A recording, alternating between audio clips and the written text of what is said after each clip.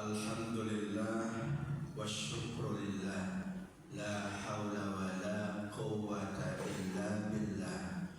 Thumma salatu wassalamu ala rasulillah Sayyidina Muhammad ibni Abdillah wa ala alihi wa sahabatihi wa man tabi'ahu wa walahu ila yaumil qiyamah.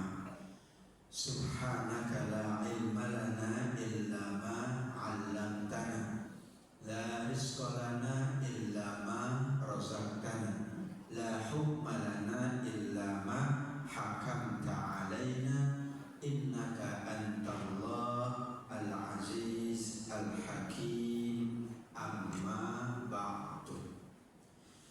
Yang utama kita mengingat Allah, mengagungkan Allah, dan juga mensyukuri nikmatnya. Maka dalam ceramah, dalam khutbah, dalam majelis ilmu selalu kita ungkapkan Alhamdulillahi Rabbil Alamin. Bahkan dalam kalimat Alhamdulillah terkandung 3 nilai pahala, yaitu mengingat Allah karena Allah suka untuk diingat, sama dengan kita suka untuk diingat. Minimal kita diingat oleh keluarga kita, kerabat, sahabat kita. Allah suka untuk diingat oleh hamba-hambanya. Fadkuruni adkurkum, kata Allah, ingatlah kepadaku, nanti aku akan ingat kepada kalian. Kalau itu perintah berarti Allah suka untuk kita ingat. Juga di dalam kalimat Alhamdulillah ada mengagungkan Allah, dan Allah suka untuk diagungkan. Kita hambanya pun senang kalau kita diagungkan, dimuliakan, dihormati. Bagaimana dengan Allah Subhanahu wa Ta'ala, Zat yang Maha Agung. Kalau Maha Agung berarti kita agungkan, Maha Mulia berarti kita muliakan. Dan tentu yang utama juga di dalam kalimat Alhamdulillah terkandung nilai dan pahala mensyukuri nikmatnya. Dengan bersyukur Allah akan tambahkan nikmatnya untuk kita semua di dunia ini, dan insya Allah di dalam kehidupan akhirat kita semuanya. Amin ya rabbal alamin. Selanjutnya, salawat dan salam kita selalu sampaikan kepada baginda junjungan alam Nabi besar Muhammad sallallahu alaihi wasallam. Kita bersolawat dan kita mengucapkan salam karena Allah dan malaikatnya bersolawat, karena para nabi juga selalu bersolawat atas nabinya, para sahabat bersolawat atas nabinya, para tabi'in pun demikian, dan kita tak terkecuali selaku umatnya Rasulullah sallallahu alaihi wasallam. Mudah-mudahan semakin menghampirkan kita untuk mendapatkan syafaat di yaumil qiyamah. Amin ya rabbal alamin. Bapak Ibu jamaah Masjid Al-Fawzi rahimakumullah, temanya ayat-ayat syukur di dalam Al-Quran dibagi menjadi 5 pembahasan. Satu pembahasan 10 menit, berarti 50 menit pas. Ya, Prof, pas ya? Pas, jadi pukul 6 insya Allah kita selesai. Yang pertama adalah tentu tidak mungkin Allah sebutkan di dalam Al-Quran kecuali ada maknanya, ada artinya. Kalau manusia menyebut sesuatu paling maknanya kecil, maknanya sedikit, maknanya sempit. Tapi kalau Allah menyebutnya di dalam Al-Quran berarti maknanya luas. Syukur itu bukan istilah manusia, tapi istilah Al-Quran. La in syakartum. Allah pula bersifat syakurun halimun.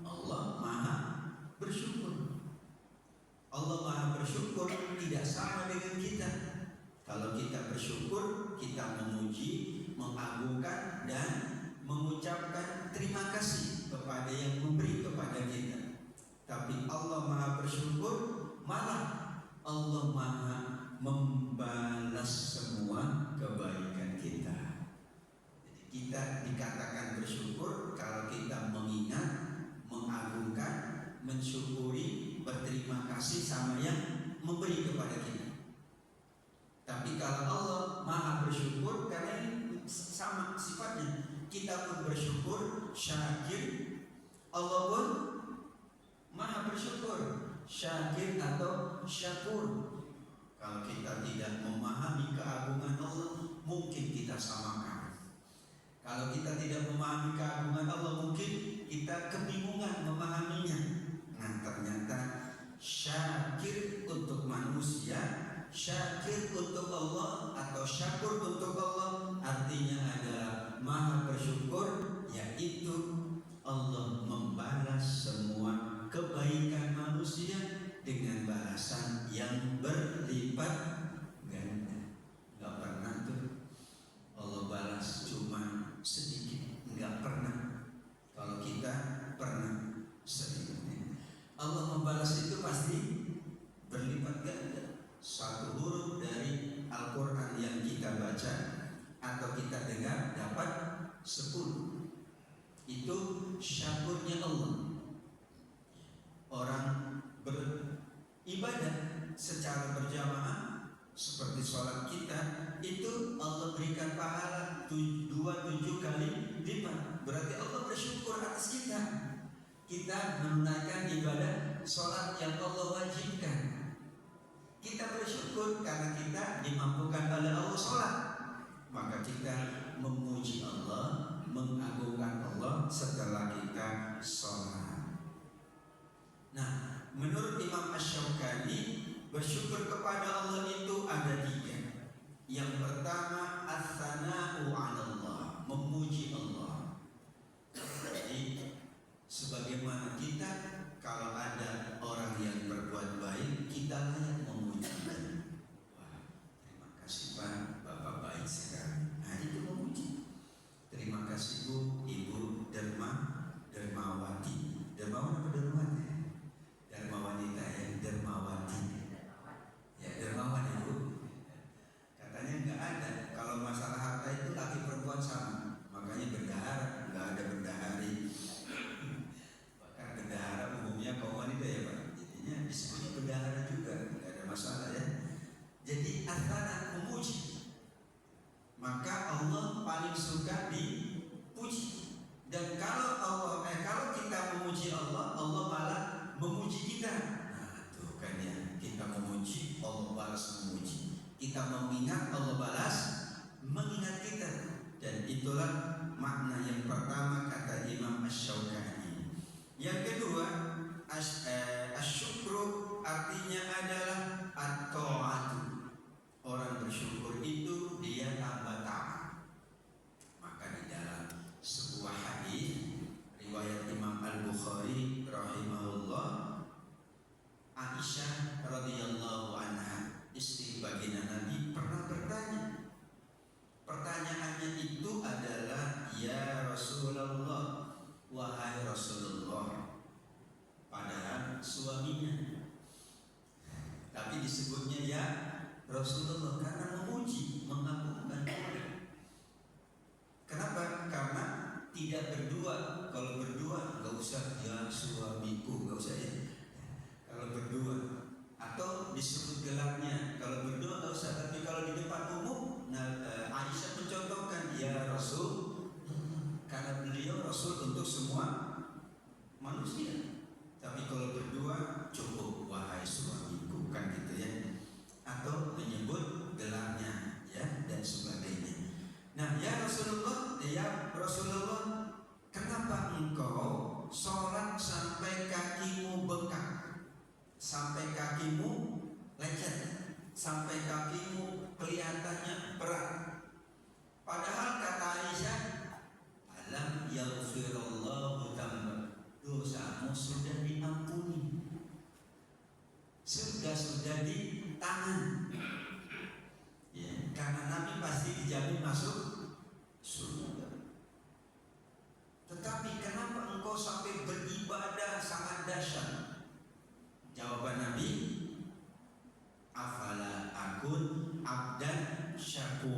tidakkah aku menjadi hamba Allah yang paling bersyukur? Maka at-ta'ah di situ. Orang bersyukur itu taat dia. Orang bersyukur baik dia. Orang bersyukur rajin ibadahnya. Saya bersyukur tapi nggak pernah sholat. Jangan-jangan syukur sama yang lain. Saya bersyukur tapi kok tidak bayar zakat. Jangan-jangan syukurnya sama yang lain. Nah, itu yang kedua kata Imam Asy-Syaukani. Yang ketiga adalah al-inabah ilallah, kembali kepada Allah. Jadi orang bersyukur selalu kembali kepada Allah Subhanahu wa ta'ala. Ada masalah, kembali sama Allah. Enggak punya uang, kembali sama manusia. Enggak ya?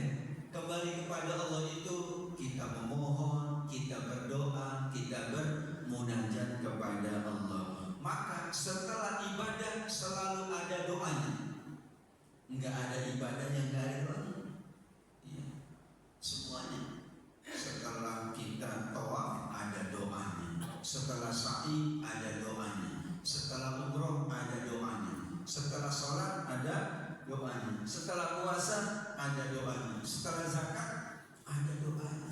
Semua ada doanya. Itulah makna asyukru, syukur kepada Allah Subhanahu wa ta'ala. Selesai pembahasan pertama. Sepertinya kurang dari 10 menit karena membicarakan tentang bahasa saja. Ya, bahasa asyukru itu maksudnya adalah memuji Allah, mentaati Allah, dan selalu kembali kepada Allah Subhanahu wa ta'ala. Pembahasan kedua adalah dalam kaidah ilmu tafsir, khususnya tafsir tematik. Kita membahas syukur menurut Al-Quran. Berarti tafsirnya tafsir tematik. Temanya syukur. Kita cari ayat-ayat syukur di dalam Al-Quran. Maka dari sekian banyak ayat-ayat syukur, ada namanya inti syukur. Kenapa dinamakan inti? Karena Allah perintahkan kalau kita bersyukur itu kita ceritakan nikmat kita. Wa amma bi ni'mati rabbika fahaddits. Ad-Duha ayat 11. Dan terhadap nikmat Tuhanmu hendaklah engkau ceritakan. Menimbulkan perbedaan pendapat. Ada dua. Kalau menceritakan nikmat dianggap dia riya. Tetapi perspektif yang lain menceritakan nikmat perintah tahadus, maka disebut tahadus di nikmat. Saya menceritakan nikmat bagian dari tahadus karena Allah perintahkan wa amma bi ni'mati rabbika fahaddits. Yang mengatakan jangan ceritakan nikmat karena dikhawatirkan riya. Aku kemarin aja ya, infaknya sepertinya nggak ada yang lebih banyak daripada aku. Dia ceritakan tapi riya. Saya umroh sebulan ini saja sampai 4 kali. Cerita tapi kemungkinan dia riya. Tapi itu cerita. Tapi ada yang bercerita. Orang tua cerita sama anaknya, guru cerita sama muridnya. Tapi ceritanya ketika ditanya, Bu, Ibu sudah umroh berapa kali? Dia menjawab, Alhamdulillah nak, Ibu sudah umroh 5 kali.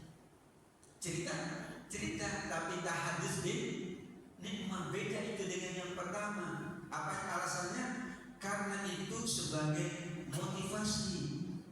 Jangan sampai orang tua ditanya, Bu, Ibu dulu waktu ini, waktu remaja sholat enggak? Enggak. Kenapa takut riya? dan ingin mencontohkan sama anaknya. Guru pun boleh. Kalau guru ditanya diem aja, muridnya bingung. Pak guru lulusan mana ya? Pak guru gak mau ceritanya, takut riak. Ya, anaknya bingung. Jadi saya contohnya gimana? Boleh. Alhamdulillah saya lulusan sini. Kan senang muridnya. Wah, aku punya guru lulusan Depok. Kenapa? Karena di situ berarti tahaddusnya beda. Maka disebutlah oleh para ulama tahaddus bin ni'mah. Imam Nawawi mengatakan ketika menjelaskan hadis, Allah senang bila bekas nikmatnya itu nampak pada hambanya. Salah satu cara menampakkannya dengan bercerita. Bahkan sekarang ceritanya bisa melalui buku, ceritanya bisa melalui media sosial, asal jangan plecing. Kalau plecing itu ria. Apa ya Pak? Ya, tasnya di jejer 50 tas, branded semuanya. Gak ada tas yang gak ada branded, pasti tas itu ada brandnya. Gak mungkin gak pakai brand, gak laku kalau gak ada brandnya. Ada mereknya, tapi maksudnya yang wah gitu. Padahal merek doang ibu ya, merek doang gitu ya. Emang ditanya, Pak merek apa tasnya? Enggak pernah kan? Cuma ngelihat aja udah tahu, nggak usah ditanya. Nah, ini tahaddus itu adalah manakala seseorang menceritakannya untuk memotivasi. Biasanya kata para ulama dalam pendidikan, maka Allah suka kalau bekas nikmatnya nampak pada diri hamba. Orang punya kendaraan baru jangan disimpan, tapi dipakai. Itu namanya syukur nikmat. Tahaddus bin anaknya ya, makanya dalam adab kita, anak mau apapun itu kita cerita sama orang dengan mengundang namanya walimatus syukur. Khitan ada walimahnya di kita. Alhamdulillah ada buku Tarbiyatul Aulad fil Islam, Profesor Dr. Abdullah Nasirullah. Itu beliau membahas dari mulai kelahiran sampai kematian ada walimahnya. Khitan ada tanda syukur. Punya rumah baru, ya, manggil tetangga, anak yatim. Itu tahaddus bin nikmah, bukan sombong. Ya Bapak Ibu, lihat rumah saya kan enggak begitu. Tapi Bapak Ibu terima kasih atas doanya. Mohon doa, mudah-mudahan rumah ini kan senang juga orang mendoakan, terus mereka juga senang mensyukuri nikmat Allah. Itu tahaddus bin nikmah. Ini punya apa-apa disimpan saja, takut ria, malah saking takutnya dia. Nah sekarang tahaddus bin nikmah dalam ilmu zakat, infak, sedekah dan wakaf itu harus disebut namanya. Nggak bisa jadi sekarang, nggak bisa dari mana? Hamba Allah. Terus disalurkannya kemana? Hamba Allah juga. Jangan-jangan sama orangnya, kan nggak boleh. Abdullah. Kalau dulu Pak, di zaman-zaman awal nggak apa-apa, hamba Allah. Sekarang karena harus diaudit. Nah ini hamba Allahnya siapa? Yang terima hamba Allah juga. Jangan-jangan temannya juga, kan temannya juga hamba. Wah, nanti takut salah. Itu bukan dalam konteks menceritakan yang negatif, tapi ini positif untuk keperbaikan bersama agar tidak ada dugaan-dugaan yang salah. Maka disebut, sekarang disebut itu, nggak disebut.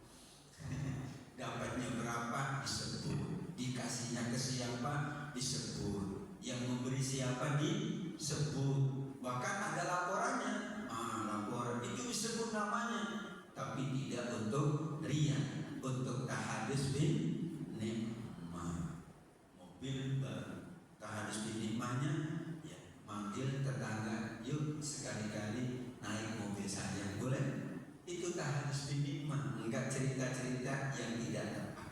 Imam Nawawi mengatakan, jika nikmat itu berupa harta, maka nampak pada pada infak sedekahnya. Jika nikmat itu berupa ilmu, maka nampak pada mengajarnya dan menyampaikannya pada yang lain. Ada buku sekarang, hadirin wal hadirat, kalau cerita di buku itu semuanya dianggap ria, maka Nabi tidak mungkin menceritakan dirinya di dalam hadis-hadisnya. Ada ceritanya Nabi. Gimana Nabi Muhammad? Jangan nanti ria. Tapi ada cerita Muhammad itu kalau begini-begini. Sahabat cerita Nabi itu kalau begini-begini. Perhatikan ceritanya ada, tapi tujuannya untuk jadi pengajaran, jadi uswatun hasanah. Itulah contoh dari makna ayat wa amma bi ni'mati rabbika fahaddits.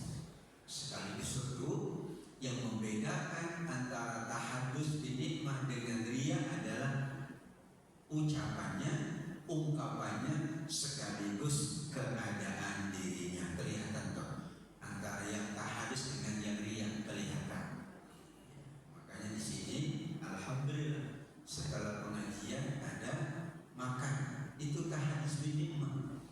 Tahadus bin nikmah karena kita ingin bahwa nikmat Allah yang Allah berikan kepada kita, minimal kita bersama-sama menikmatinya karena Allah Subhanahu wa ta'ala. Waduh ibu, syukur nikmat. Ya anaknya dikasih makan yang bagus. Ini takut ria, anaknya nggak mau dikasih makan yang bagus. Pokoknya kita tawadhu ya nak, makannya tahu tempe terus. Enggak begitu ya. Boleh sekali-kali yang lebih tinggi. Kemudian pembahasan yang ketiga, ini persyaratan dalam kenikmatan supaya ditambah oleh Allah. Ayatnya Ibrahim ayat yang ke-7, la in syakartum la azidannakum wa la in kafartum inna adzabi lasyadid. Jika kalian bersyukur, berarti kan syarat. In itu dalam ilmu nahwu namanya in syarti. Jika berarti itu syarat. Ya, jika syarat dalam akad kita biasanya pakai jika. Jika saya tidak memberi nafkah dalam waktu sekian, maka tuh ada dalam taklik talak begitu ya. Itu jika. Jika saya mengabaikan maka saya siap mendapatkan ini. Itu namanya jika. Nah, dalam kaidah Al-Quran, maka ayat ke-7 surat Ibrahim itu artinya adalah ada persyaratan dalam bersyukur. Persyaratannya adalah bagaimana bersyukur itu yang menambah nikmat Allah. Berarti ada bersyukur tidak menambah nikmat, malah bersyukur dalam tanda kutip menjauhkan dari nikmat. Bagaimana caranya? Kata para ulama, syukurnya itu dengan beribadah. Karena ada syukur dengan maaf, berfoya-foya. Syukur juga. Oh, uangnya banyak, syukur. Tapi untuk judi online, lagi ramai ya judi online. Itu syukur juga. Oh, mumpung uang banyak nih, saya masukin aja judi online supaya untungnya gede. Nah, itu salah. Wah, alhamdulillah dapat ya uang sekian. Saya udah lama tidak umroh. Berangkat umroh. Berarti dia syukur. Wah, tidak pernah atau lama tidak undang teman-teman ke rumah untuk makan bersama. Nah, itu berarti syukur yang ditambah nikmatnya. Sehingga Nabi bersabda tentang kaidah syukur ini, mana qasad malun min shadaqah. Enggak berkurang harta karena sedekah. Nah, itu syukurnya. Karena sedekah malah hartanya tidak berkurang. Tapi kalau untuk yang maaf tidak berguna, melalaikan atau perbuatan maksiat malah berkurang. Tapi kalau untuk amal soleh, amal ibadah malah tambah. Lain syakartum bil ta'ah, benar. Tapi kalau syakartum bil maksiyah malah tidak ditambah. Ini syukur bahasa kita kan. Saya bersyukur ya. Begini. Karena ini tradisi. Ada orang bersyukur karena naik pangkat tapi minum-minum. Ada ayo minum-minum. Kita juga minum-minum ya Pak, tapi minum teh, minum kopi. Ini minum-minum yang identik dengan minuman yang diharam. Wah, aku baru dapat rezeki nongkrong. Ayo kita minum-minum tuh. Jadi saya kesini di Jalan Raya Bogor itu ada tadi 100 anak muda motor. Aduh, khawatir juga saya. Itu kata mereka, kita terima syukur ini. Kenapa? Liburan mau datang. Ya nggak begitu kali. Ini kan udah mau liburan. Ya sudah mendekati Desember Januari. Wah, sudah mulai orang ya siap-siap keluar mana? Keluar rumah, keluar kota, keluar negeri, macam-macam lah. Nah, itu akan dilihat oleh Allah, syukur nikmatnya. Bagaimana? Ya, kalau dia berwisata bersama keluarga, syukur nikmat, bersama teman, bersama kerabat. Tapi kalau wisatanya untuk dosa dan maksiat, tentu berbeda. Maka la in syakartum la azidannakum, la in syakartum bitta'ati. Di antara hadisnya tidak berkurang harta karena sedekah. Hadis keduanya, Allah menghalangi rezeki bidzambi yusib. Ya, bisa jadi innallaha harrama rizqa bidzambi yusib. Allah menghalangi rezeki karena dosanya dijalankan. Berarti kan gak dapat. Dan boleh kita minta tambahan rezeki dari Allah Subhanahu wa ta'ala.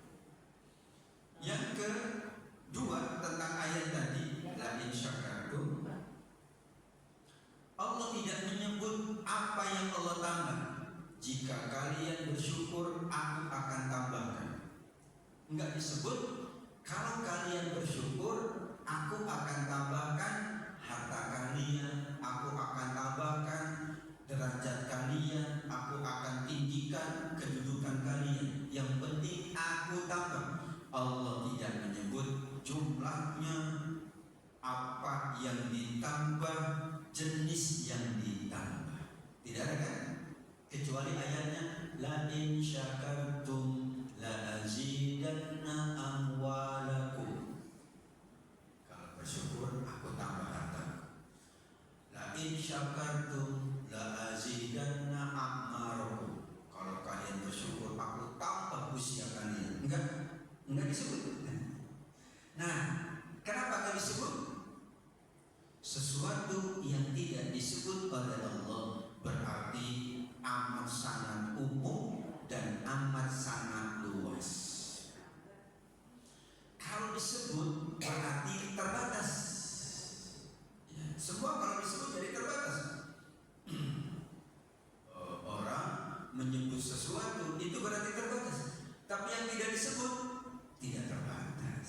Bagaimana dengan Allah? Artinya kemungkinan tiga yang Allah tambah. Allah tambah jumlahnya, kuantitasnya. Allah tambah keberkahan dan manfaatnya, kualitasnya. Nah, yang paling tinggi Allah tambah pahalanya. Udah selesai. Mungkin jumlahnya nggak nambah. Ada yang nanya, Ustaz, saya berinfak kok ATM saya berkurang terus, nggak nambah. Nah, katanya kalau bersyukur ditambah. Padahal yang ditambah tiga, berkah dia hartanya, manfaatnya lebih luas. Terus pahala yang Allah siapkan di dalam kehidupan akhirat. Mungkin di dunia Allah uji, enggak sekarang ya aku tambah, nanti ditambahnya kalau kamu punya cucu. Nah, udah kita tunggu. Ya, kan kita tidak tahu. Yang kita bersyukur kepada Allah, maka Allah yang berhak untuk memberikan tambahan. Tambahannya bisa jumlahnya, kuantitasnya, ya, bisa pula kualitasnya atau keberkahannya, bisa pahalanya. Surat Al-An'am 160. Man jaa bil hasanati falahu asyru amsalihah. Orang yang datang dengan kebaikan baginya minimal 10 kali pahalanya. Berarti bicara pahala. Ya. Karena ternyata apa yang kita keluarkan secara matematika berkurang, tetapi secara nilai bertambah. Apa yang kita konsumsi secara jumlah berkurang, tapi secara nilai bertambah. Karena Allah Maha bersyukur kepada hamba-hambanya. Untuk itu Imam Al-Ghazali menuturkan, jika semua orang beribadah, Allah lipat gandakan pahalanya, tidak akan berkurang pahalanya Allah. Nah, umumnya kan tentang harta. Kalau semua manusia minta, Allah kasih, nggak akan berkurang hartanya Allah. Rezeki Allah nggak berkurang. Sekarang kalau maknanya pahala, seandainya semua orang itu beramal, Allah balas berjuta-juta kali lipat, Allah tetap maha kaya dengan pahalanya, nggak kurang, nggak kurang. Ini sholat, ini infak, nggak berkurang. Tetap setiap saat orang beribadah beramal sholat pasti dibalas dengan balasan berkali-kali lipat. Berarti makna tidak berkurang itu adalah pahalanya di sisi Allah. Tetapi Allah Maha bijaksana. Allah tambahkan juga jumlahnya, Allah tambahkan juga hartanya, dan yang kedua tadi Allah tambahkan keberkahan. Tambah berkah karena tetangganya jadi senang. Tambah berkah karena orang-orang jadi senang. Nggak ada yang iri, nggak ada yang dengki, karena dia rajin membantu. Itulah yang kedua. Yang ketiga yaitu persyaratannya bersyukur, kemudian balasannya Allah tambahkan nikmatnya, tambahkan keberkahannya, tambahkan pahala untuk orang-orang yang bersyukur. Yang keempat, karena sifat syukur ini sifat yang paling agung, sampai Allah memiliki sifat maha bersyukur. Berarti sifat agung. Allah maha bersyukur, kitanya diminta bersyukur. Fadkuruni adzkurkum washkuruli wala takfurun. Al-Baqarah 152. Bersyukur, ingatlah kepadaku, aku ingat kepada kalian, bersyukurlah kepadaku. Jadi sifat syukur saking mulianya, maka Al-Quran dan Al-Hadis menyebut doa untuk bersyukur. Doa itu untuk sesuatu yang mulia. Menuntut ilmu ada doanya. Kalau anak-anak diajarin doanya apa? Allahumma aftah li hikmatak wanshurni min khazaini rahmatik, atau rabbi zidni ilma warzuqni fahma. Karena menuntut ilmu amal mulia, maka ada doanya. Mencari rezeki amal mulia, maka ada doanya. Bismillahirrahmanirrahim. La haula wala quwwata illa billah. Beribadah ada doanya karena mulia. Doa syukur menunjukkan sifat syukur adalah sifat yang mulia, dan Allah abadikan doa syukur pada orang yang paling banyak hartanya, paling tinggi kedudukannya. Siapakah beliau? Nabi Sulaiman alaihi salam di surat An-Naml ayat 19. Insya Allah kita sudah sangat hafal dengan doanya Nabi Sulaiman. Ya, mudah-mudahan kita kayak Nabi Sulaiman kalau baca doa ini, tambah kaya, tambah tinggi derajatnya. Enggak juga ya. Nabi Sulaiman itu berdoa dan kata beliau, setelahku nggak ada lagi seperti aku, dan Nabi Sulaiman. Bayangin, followersnya aja itu manusia, jin, hewan. Followersnya Pak, yang membantunya, bahkan yang bikin istana itu bangsa jin.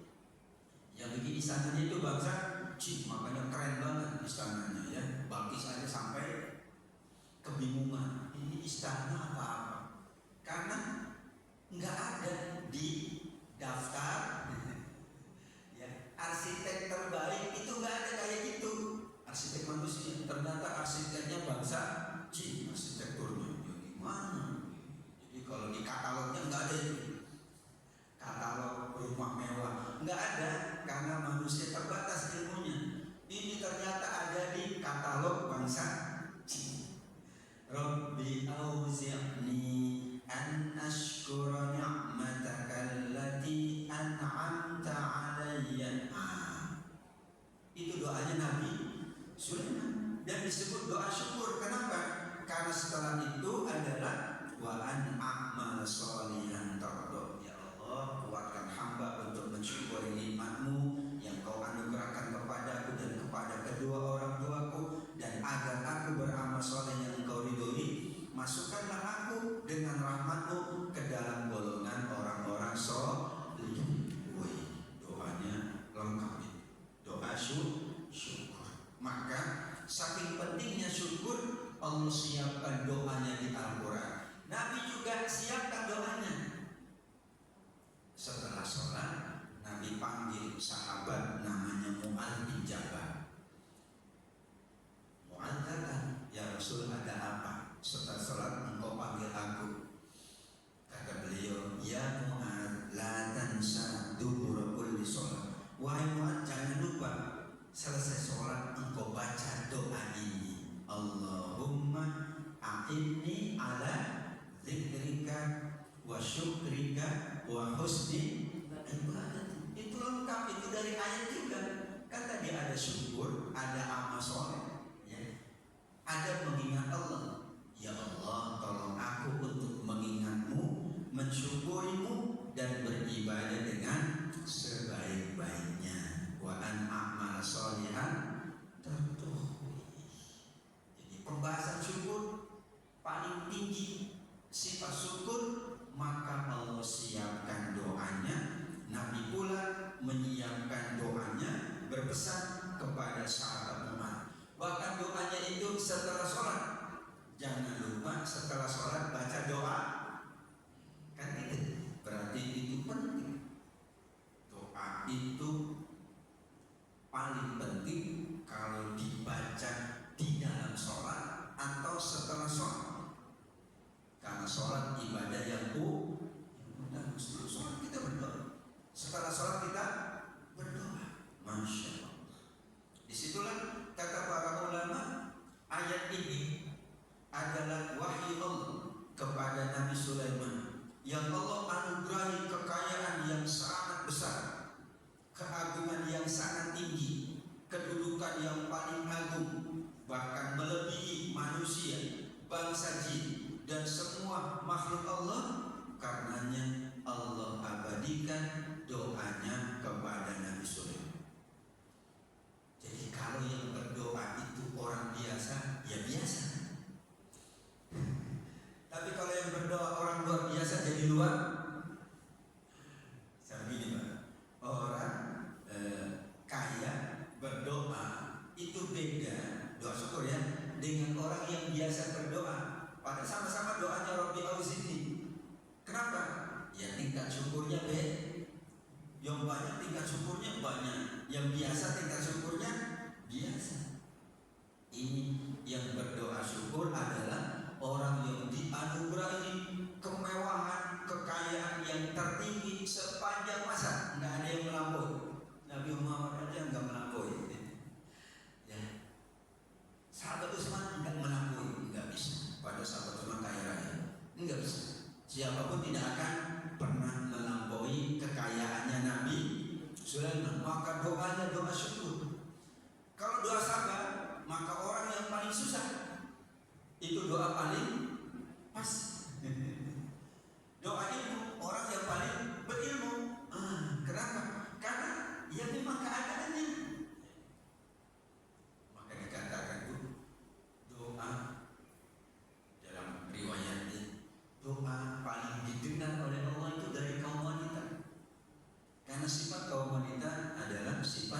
menghibah, sifatnya lembut dan halus.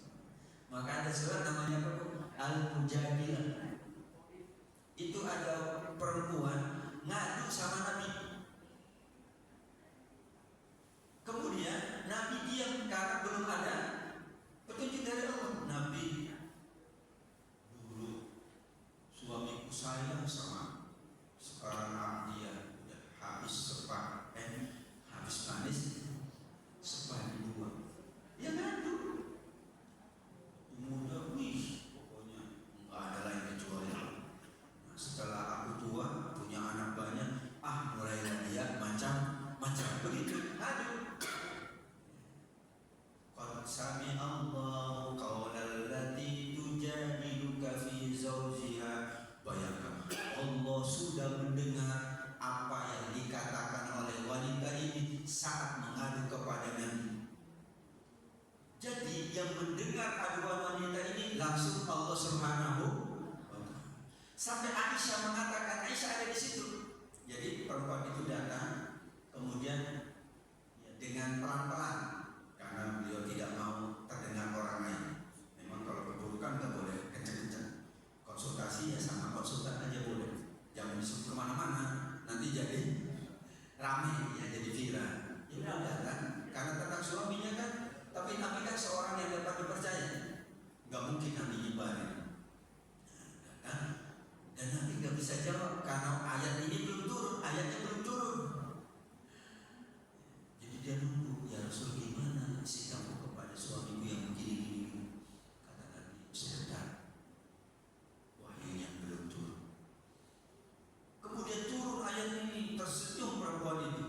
Kata Nabi, Allah sudah mendengar apa yang kamu katakan dari langit ke-7. Padahal Aisyah yang ada di sampingnya enggak dengar karena pelan-pelan menyampaikannya. Sampai Aisyah datang, ayat ini luar biasa. Kata beliau, aku di samping Nabi enggak dengar. Ini Allah Subhanahu wa Ta'ala malah maha mendengar. Jadilah dikenal dengan surat Al-Mujadilah, wanita yang mengadu kepada Nabi. Aduannya belum dijawab oleh Nabi karena belum turun wahyu. Allah yang menurunkan ayatnya terkait dengan wanita. Bahkan kata Aisyah, wanita ini biasanya bukan wanita luar biasa, ibu rumah tangga aja biasa, Pak. Ya, nggak punya kedudukan di masyarakat, nggak kaya, pokoknya biasa aja. Tapi yang mendengarnya malah Allah yang maha segala-galanya. Itulah doa syukur kepada Allah Subhanahu wa Ta'ala. Pembahasan yang terakhir, karena ini sifat yang mulia sampai ada sujudnya, namanya sujud syukur. Sama dengan taubat itu mulia, maka ada sujud taubat. Kemudian Al-Quran itu mulia, maka ada sujud tilawah. Karena Al-Quran mulia, ada ayat-ayat kalau kita baca atau dengar disunahkan sujud, namanya sujud tilawah. Ada sujud karena sholat itu penting. Kalau lupa maka ada sujud sahwi. Lupa yang lain nggak usah sujud sahwi. Kunci saya di mana ya? Sujud sahwi nggak usah. Lupa kunci pakai sujud sahwi. Itu khusus untuk sholat aja. Maaf, lupa umroh, ini udah berapa yang putarannya, tawafnya lupa, nggak usah sujud sahwi. Ya udah, tanya aja temennya, karena boleh ngobrol. Pak, tadi kira-kira udah berapa putarannya? Ibu lupa sih, gimana sih? Nah, lebih pun nggak apa-apa, namanya juga orang lupa, asal jangan kurang. Kalau kurang, tambah. Jadi kalau udah putaran berapa ya? Udah tambahin aja daripada lu ya, saking khusyuknya Pak. Orang tawaf saking khusyuknya lupa. Ya jemaah itu ada saking khusyuknya lupa, jalan aja lupa. Lah, kenapa gak gitu? Karena tawaf itu bukan sholat. Ya, tawaf itu seperti sholat tapi bukan sholat. Boleh ngobrol, boleh nanya, boleh. Kalau sholat nggak boleh nanya. Makanya sujud sawi karena nggak boleh nanya. Kalau boleh nanya nggak sujud sawi itu. Pak tadi udah berapa ya? Nggak boleh.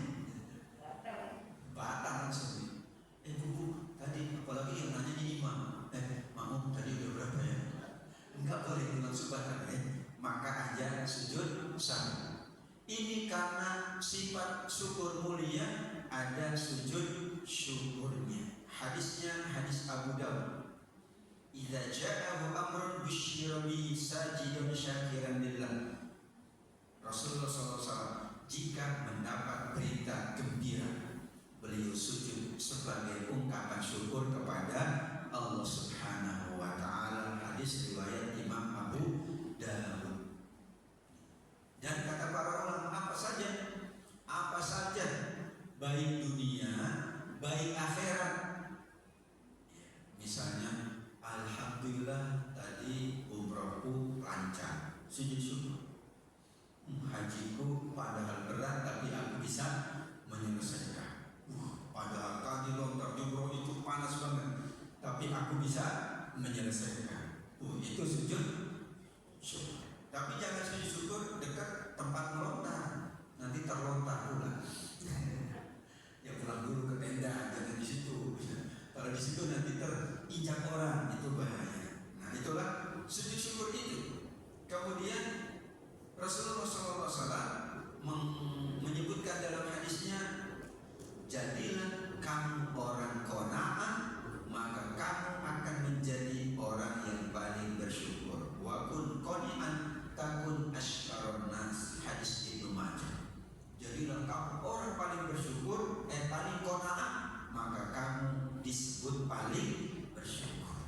Berarti qanaah itulah yang dipupuk supaya syukurnya semakin tinggi. Kalau syukurnya semakin tinggi, maka nikmatnya semakin tinggi, pahalanya semakin agung. Dan kemudian manakala syukur nikmat itu dijadikan sebagai sifatnya hamba Allah, maka Allah semakin mencintainya, menyayanginya, dan membalasnya dengan balasan yang berlipat ganda, khususnya dengan ibadah dan amal soleh hamba-hamba Allah Subhanahu wa ta'ala. Allahumma ja'alna minasyakirin. Ya Allah, jadikan kami semua hamba-hambamu yang bersyukur. Amin ya rabbal alamin. Demikian jamaah yang dimuliakan oleh Allah, karena ternyata waktunya maju banget ini ya. Subuhnya aja jam 4.05. Ini ujian paling berat sekarang Pak. Subuhnya maju. Paling tenang subuhnya kalau hampir jam 5 ya.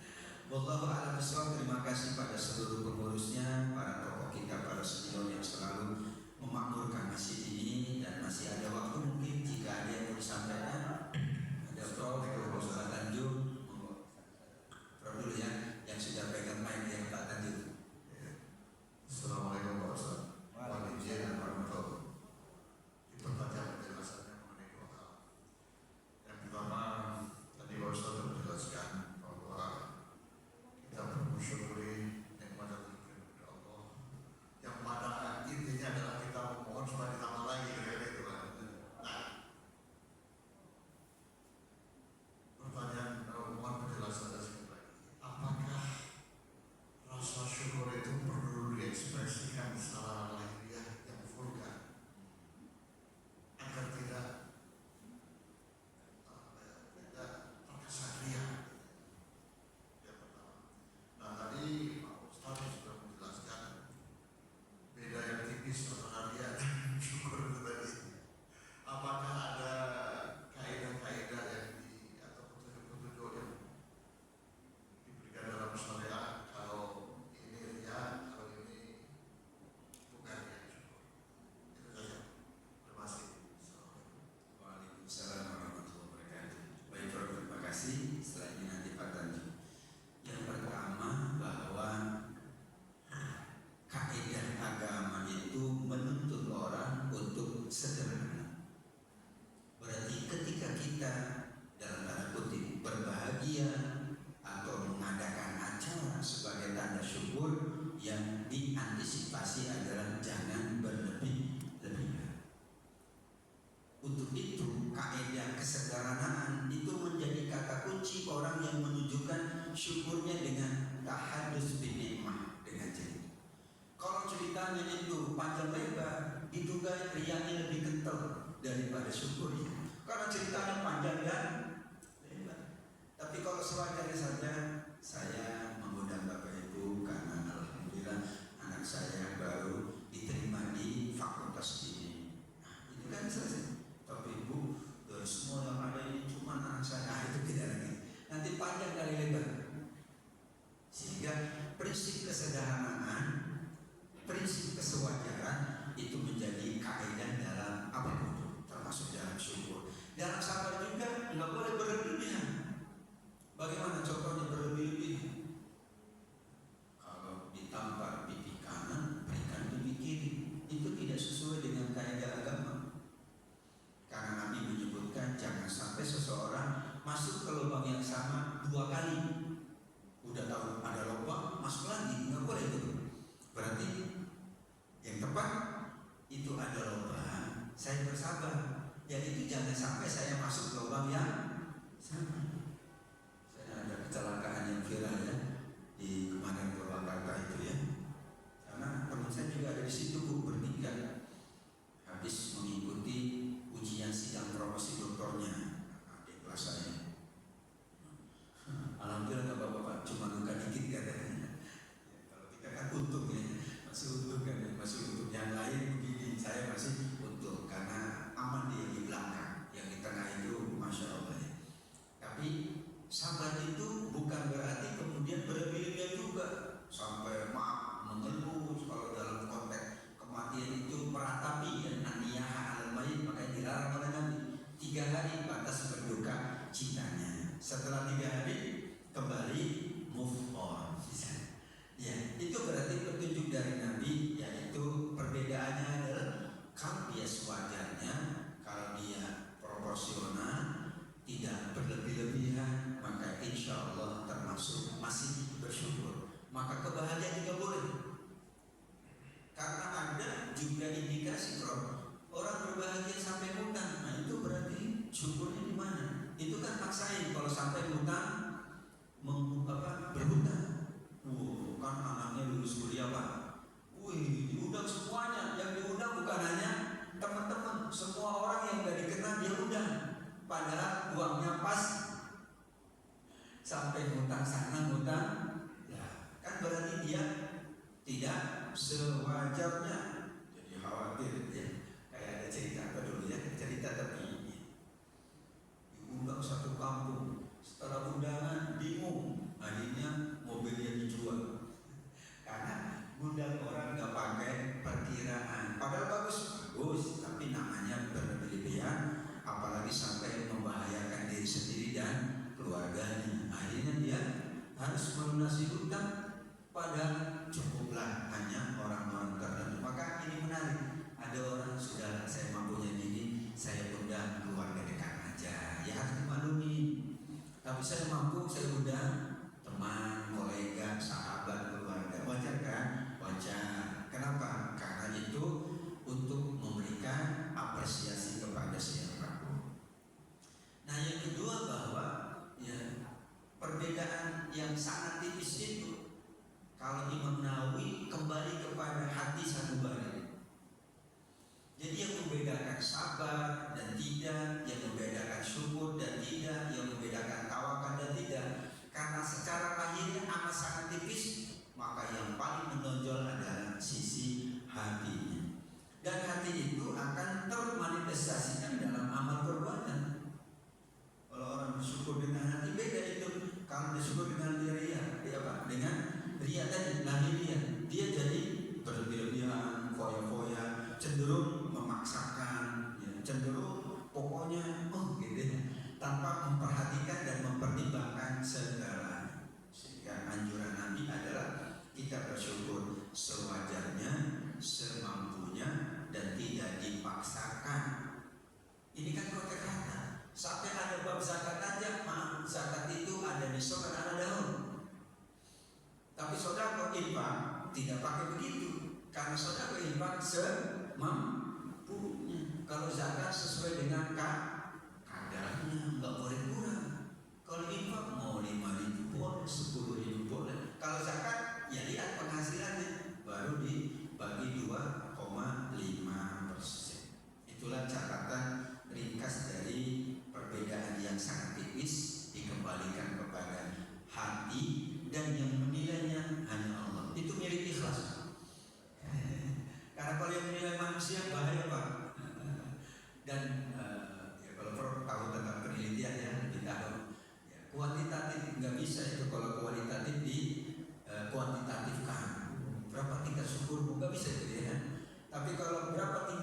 bisa gitu ya, tinggi rumah, tapi kalau secara kualitatif sifat nilai itu sulit diukur dengan ukuran yang bersifat kuantitatif. Demikian Prof. Wallahu a'lam bishawab.